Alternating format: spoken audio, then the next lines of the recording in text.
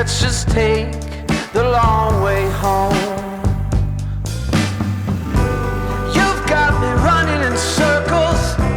I don't ever wanna slow down. Let's just keep spinning, spinning, spinning.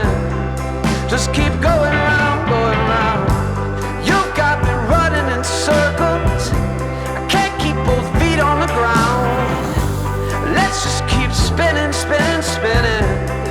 Just keep going round, going round.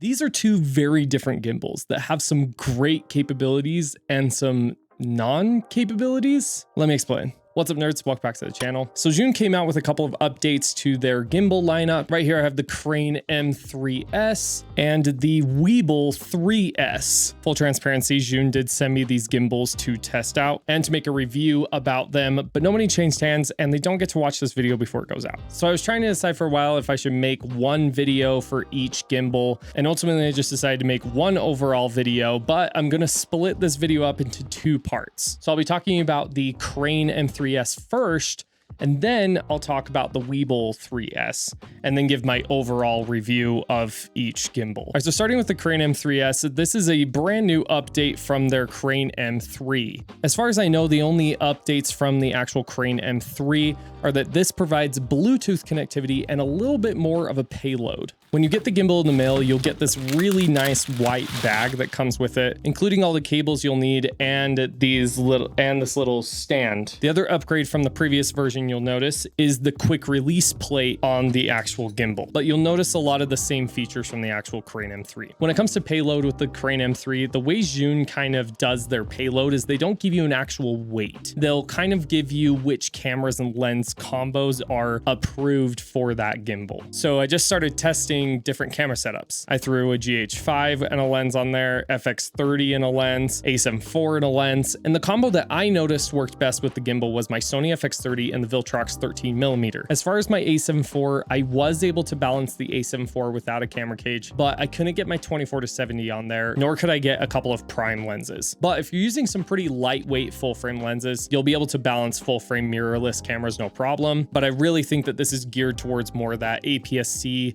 smaller form factor type of cameras. On the back of the gimbal, you do have a little LCD touch screen on here, as well as the record button and the joystick. The side, you'll see your power button, the USB-C power cable to charge it. On the front, you'll see a little scroll wheel and a kind of trigger on the front. On the side, you'll see a little quarter mount attachment and this little scroll wheel. So that scroll wheel is actually for this light that's on the front of the gimbal. So this light is really interesting. I'll be honest, I didn't really get the chance to test it much, but it is bicolor and it does get really bright. The menu system was super familiar to me coming from DJI gimbals. I was able to navigate it with no problem. Balancing the gimbal, it works a lot like other gimbals out there. So again, I had no issues with it. So I think if you're familiar with gimbals and how to balance them, you're going to be 100% familiar with this. Now, if it's your first time buying a gimbal, I would check out some video tutorials because it can get a little complicated trying to figure out like how to balance each axis. And if you do it wrong, you might think that your gimbal's broken or it's not supporting your camera.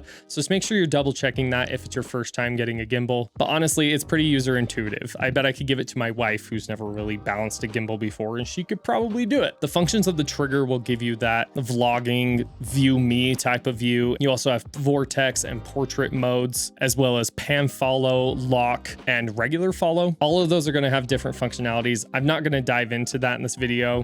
Sorry. So I did shoot a little cinematic sequence that you saw at the beginning of this video, and I used the Crane M3S for some of the shots. Most of that video is with the Weebill 3S, but when I was using the Crane M3S was when I had the FX30 and the Viltrox 13mm, which is the exact setup that's filming me right now. But when I had that setup, I was able to get that really cool top-down shot that like pushes into him turning the key, and the gimbal handled that really well. Overall, I enjoyed the functionality of the gimbal. I never used Bluetooth with it. It's just not something I usually do with a gimbal. The only con that I ran into using this gimbal was actually with the scroll wheel. So you can connect your camera to the gimbal via USB-C. And when I had it connected, you're able to select what the scroll wheel changes on your camera. It can either be aperture, shutter speed, ISO. There's several different options they give you, but the only function I was able to get to work was the aperture. I couldn't get the ISO, the shutter speed, nothing. I tried different cables. I tried doing the USB-C to multi, and I couldn't get the scroll wheel to do focus, anything like that. And I was using native lenses, so I even rented a couple of G Master lenses to see if that was the problem. Like the fact that I'm using a Viltrox on a Sony, so I used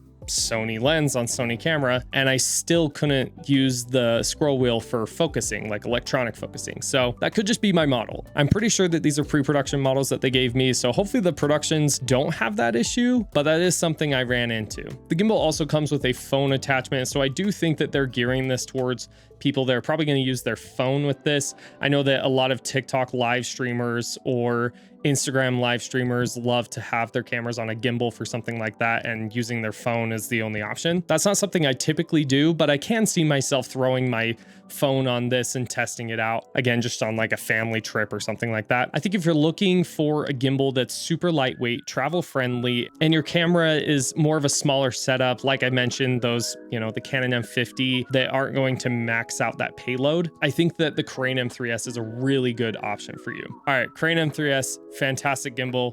Let's talk about the Weebill. The Weebill 3S is a pretty different gimbal, honestly. It looks very similar in the setup. You have that same light on the front, but you'll notice that there is a lot more USB-C connectivity areas, and your base plate is more your typical base plate for gimbals. This looks a lot like the Ronin RS3 or their RSC, something like that. But when you first get the gimbal, you're going to get the gimbal, the stand, this really interesting bag that I'll talk about in just a second. And then you're also going to get like this wrist support slash like handle that attaches to the bottom. That is a new design feature. Originally, that wrist support and handle was built in to the Weebill 3, but with the Weebill 3S, it's detachable, so you don't have to use it. And I'll be just completely frank right up front, I never used it, other than when I tested it so I could tell you whether or not it's worth using. You can use it, but in my opinion, it's kind of awkward. And anyway, I'll talk about that in a sec. On top of that, you'll also get the charging cable and the connectivity cables to multiple different cameras. So no matter what camera you're flying on this thing, you'll be able to connect it via USB-C. You still have that scroll wheel on the front, the trigger, joystick, the record button, the mode button, and a little LCD screen, not touchscreen, and then the power and menu button on the side, as well as that scroll wheel for the light that is on the gimbal. One feature that really makes this stand out is the fact that you can take it, put it on its side, and then it becomes a portrait style gimbal. Social media 9:16 format videos are becoming more and more popular. I literally make like 3 to 5 of those a week, and I'm constantly filming videos in vertical mode. The way that this gimbal balances is a little different from other gimbals. Typically that back sidearm is what kind of moves back and forth in order to balance the back side of the gimbal. But in this case, you actually slide the plate left to right to balance that area. And honestly, I don't mind that at all. I actually really liked it. Once you get all of your axes balanced with the gimbal off, turn the gimbal on and you do your auto calibration. And interestingly enough, DJI gimbals tend to be a little loud. They kind of have like a grinding sound when they're balancing. And both of these gimbals were quiet, not a single peep. You can't even hear, like maybe a little bit of like an electronic hum that's like super low, but it's not noticeable at all. And I really like that, because every time I'm like balancing a DJI gimbal, people are like, oh, is your gimbal breaking? And with these, it's just like dead silent. It's just like, oh, nothing's wrong. It's great. And it doesn't freak you out when you're a first time gimbal buyer and it starts going and you're like, whoa, like for me, I was prepared for something like that and then didn't get it. And honestly, that was more shocking than hearing it. So yeah, the Weebill was really easy to balance and was able to handle all of my cameras I threw at it, other than the Blackmagic. Not surprised by that at all, but I was able to balance my mirrorless A7 IV with the 2470, the GH5, the FX30, and all of the lenses that I threw at it. Even when I was hot swapping some lenses back and forth, the gimbal had no issue with me switching those lenses and adjusting things accordingly. I was even able to balance my old family camera on it from like 1990 whatever. Granted, I don't have any tape to actually shoot with that, but one day I'm gonna have to pick some up and give that a try because it looked pretty cool, I'm not gonna lie. The menu system is pretty user intuitive. You have all the different modes that you have on every typical gimbal. You have pan follow, the lock follow, vortex, portrait, you got it all. So the cinematic sequence at the beginning, like I said, the majority of those shots were with the Weebill 3S. That's just because it supported all of the lenses I was shooting on, which was a Sigma 50mm 1.4 art lens, which is a pretty heavy lens. And I was sitting in the back of the car getting those low to ground driving shots, and I had the gimbal just like in my hand within like 5 or 6 inches from the ground. I don't think my brain was registering like how bad that situation could go if something went wrong, but I felt confident. Like I felt confident holding the gimbal and having no issues, and the shots turned out great. I guess that's all that matters. Sadly, I don't have any B-roll footage of getting those shots. That's just because the person that was helping me with B-roll had to drive the car, and because I have minimal friends, there wasn't anybody else to shoot B-roll of that part, but it looked really cool. I think for the compactness and size, it is much smaller than my DJI RS3 Pro. So this is way easier for me to put on the go. And the design of that back handle actually allows you to close the gimbal. So close that part down, right? And then lock it in. It lets you do that without having to take off your camera. So it's super easy on the go if you're running from like one location to another. This is probably going to become my new travel gimbal, or like super quick shoot, run and gun type of gimbal. But I'd be confident having this be like my main use big production gimbal. But as always, there are drawbacks. And the biggest one is the scroll wheel. I don't know what is wrong with my models, but again, I tried multiple cables. I tried using USB-C to USB-C, USB-C to multi, and no matter what I did, remember I was able to get the aperture to work on the Crane M3S, but with the Weebill, I couldn't get anything to work. And I'll take responsibility. Maybe it's just me being a dum-dum, but seriously, I like worked on it for like 2 hours and I couldn't get it to work for the life of me. So it could be because I have a pre-production model, but just be aware of that. If you do end up picking up this gimbal with the cables connected, I was able to use the record button, so no issues there. It really is just with that scroll wheel. But overall, the functionality and use of the gimbal, I loved it. It was an enjoyable experience, very hands-on, and felt on par with a lot of other gimbals I've shot with. Hopefully that wasn't too long-winded. I know I had a lot to say about this. Oh my gosh, the bag.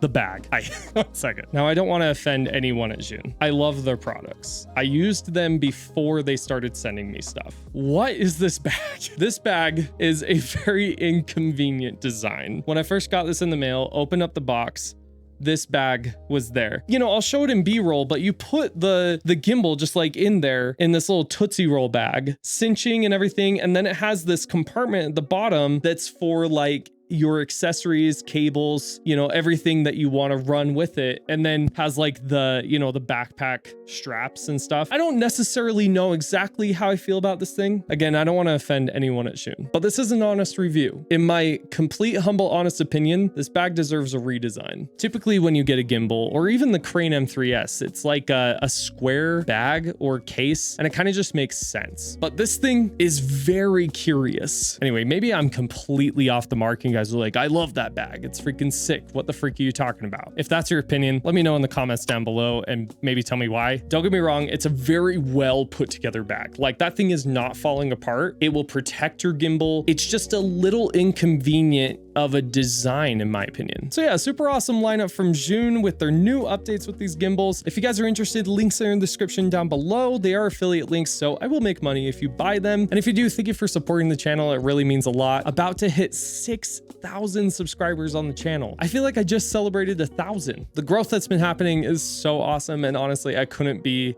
more grateful. So thank you. Thank you so much for supporting the channel. If you have a second, watch this video next, and don't forget to like, subscribe, and hit that bell button so you never miss out on new young filmmaker content. Good luck filmmaking.